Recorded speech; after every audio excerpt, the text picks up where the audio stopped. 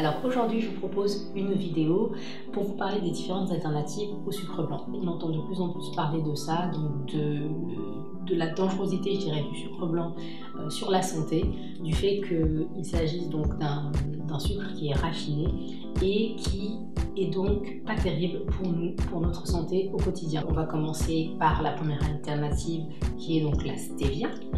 La stevia, on en a entendu pas mal parler ces dernières années. Alors maintenant, ça a un petit peu moins le vent en poupe. Ce qu'il faut savoir, c'est que la stevia, moi, c'est pas mon alternative, je dirais, préférée. Tout simplement parce que ça va dépendre de la composition de la stevia. Elle peut être très bonne si elle est composée majoritairement de stevia, enfin à 100% je dirais de stevia. Sauf que ce qu'il faut savoir, c'est que les industriels de plus en plus mélangent de la stevia en partie avec du sucre raffiné. Parce que comme je ne suis pas toujours sûre de ce qu'il peut y avoir dedans, je préfère ne pas solliciter ce type d'alternative là. En deuxième alternative, j'ai envie de vous parler donc du sirop d'agave. Alors le sirop d'agave, c'est un sirop qui est extrait de plantes qui ressemblent pas mal en fait à l'aloe vera. Je crois que c'est un peu de la même famille, si je dis pas de bêtises. En fonction du type d'extraction et donc en fonction des marques, l'indice glycémique peut varier.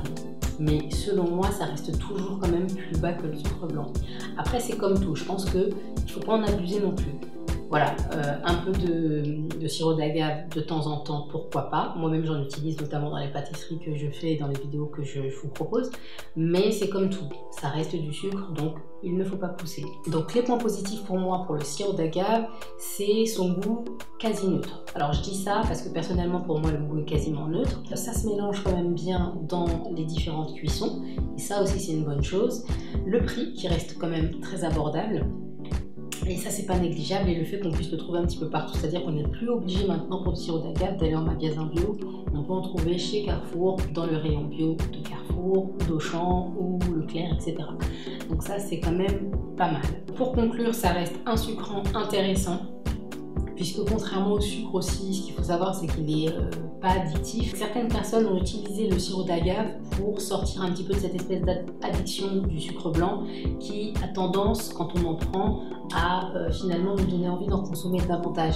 Alors qu'avec le sirop d'agave, c'est pas du tout le cas. C'est-à-dire que ça va satisfaire cette envie de sucre, mais ne pas forcément nous donner l'envie de repartir sur du sucre à nouveau, quoi. Ça peut être utilisé pour justement faire une espèce de transition un peu plus lente et pour commencer à se débarrasser un petit peu de l'utilisation régulière du sucre blanc et du sucre raffiné. Une autre alternative qui est le sucre de coco. J'aime beaucoup le sucre de coco parce que c'est un sucre qui déjà au goût et je trouve super bon. Il y a comme un petit goût caramélisé et je trouve ça super intéressant. Alors donc, issu des plantations de cocotiers bio, notre sucre coco est produit à partir du nectar de fleurs de l'arbre de vie, faible indice glycémique, à savoir donc 35. Ils mettent en comparaison donc le miel qui est à 64 ou encore le sucre de canne qui est à 65. Donc là, c'est quasi moitié moins. Ingrédients 100% sucre de fleurs de cocotier. Donc voilà, moi je trouve ça plutôt pas mal, franchement. Après, l'inconvénient majeur, on ne va pas se cacher, c'est le prix. C'est que ça coûte extrêmement cher.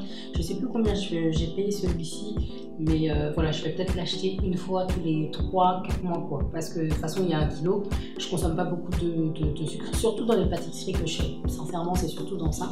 Une autre alternative donc au sucre blanc classique, c'est le xylitol. Le xylitol, moi j'aime beaucoup l'utiliser aussi. Ça doit faire plus de 5 mois que je l'ai acheté. Et il me dure vachement, donc je suis très contente. Pour rappeler un petit peu l'origine du xylitol, ça vient en fait des pays nordiques et il est issu de la sève de bouleau. C'est vraiment un des points positifs, c'est-à-dire que vous mettez du xylitol, vous mettez du sucre blanc raffiné et vous le montrez à quelqu'un, enfin sincèrement, on ne fait pas la différence. Donc ça, c'est vachement bien. Et par contre, ce qu'il faut savoir effectivement, parce qu'il l'indique, pour la cuisson, diviser par 2 les quantités. Moi, personnellement, quand je fais un gâteau cuit, pour 100 g de sucre, je vais utiliser 30 g de xylitol. Maintenant, le point faible, et on va pas se mentir, c'est le prix. C'est un peu comme le sucre de coco, c'est-à-dire que c'est pas donné. Vous prenez un format comme ça de 1 kg, ça va vous durer mais des mois. sincèrement.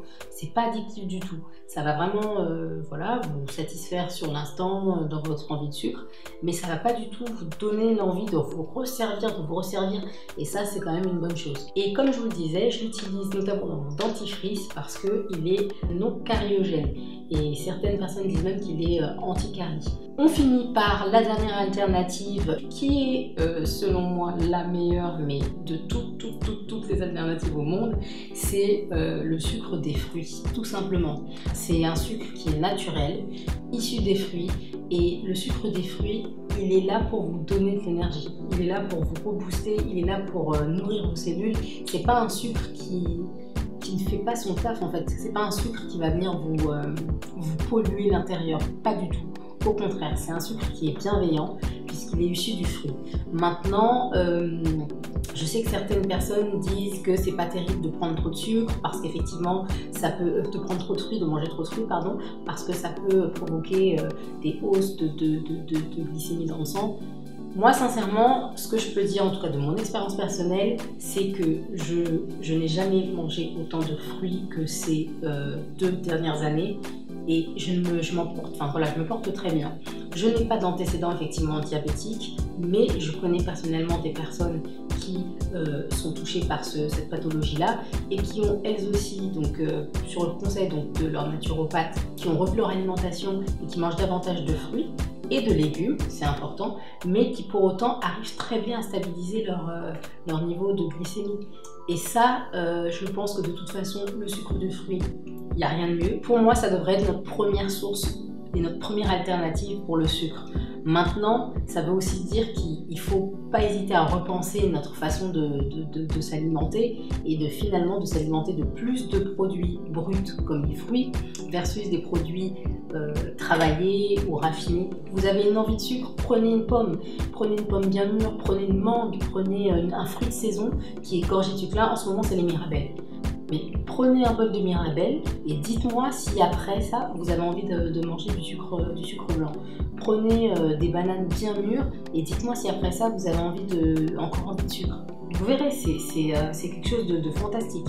Donc voilà pour la vidéo. J'espère en tout cas que celle-ci vous aura plu et que vous aurez appris des choses, ou du moins que vous aurez même certaines choses à partager avec moi, parce que moi je ne sais pas tout. Je vous ai fait part de mon expérience personnelle et de mon avis personnel, tout en sachant qu'il y a encore d'autres alternatives comme le miel. J'en ai pas parlé, mais j'en ai pas parlé parce que je ne suis pas fanatique de miel. Si vous avez d'autres alternatives que vous utilisez, en dessous, que vous dire de plus, si ce n'est que je vous embrasse et que je vous dis à très vite pour une prochaine vidéo. Bisous.